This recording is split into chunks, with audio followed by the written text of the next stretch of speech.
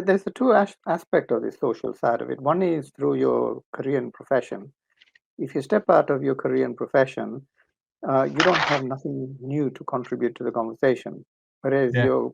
your colleagues or friends in profession are still talking about what happened yesterday, what happened today.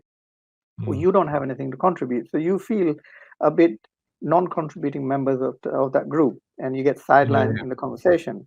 Now, in the social environment, you could have long-standing friends, and there are certain common things you could talk about, like football, which is, that what is engages you, things like food, drinks, and things like that.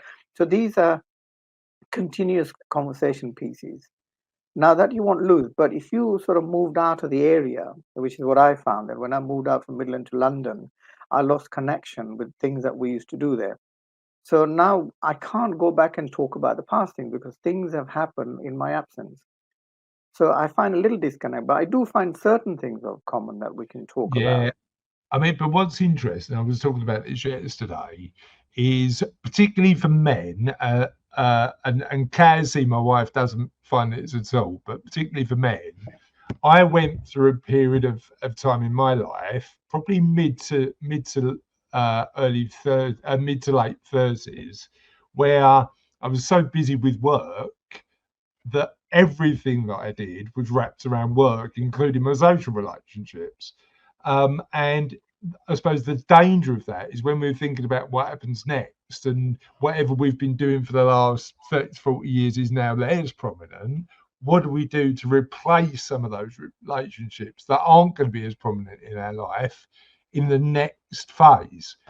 And I've been conscious of it. So what I've done is invest more time in my social life outside of work, not linked to work at all, to make sure that I've got something a bit more sustainable that's outside of work.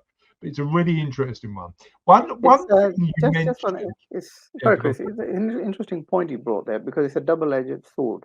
If you, on one hand, you're focusing on something, it could be detriment to the other. Because if you say, Yeah, right, okay, I need to replace my professional interaction with other people, so you find something else to do outside your family environment, which means that you're spending less time with the family. So there's a yeah, bit of a void in gap unless you strike a balance and say, look, I'm going to spend X amount of time with the family and X amount out. yeah. I agree. Yeah, I think balance is a really interesting concept because I think there's no such thing as a perfect balance, right? It's No. always imperfect with an aspiration to try and get it better. But it's an interesting one.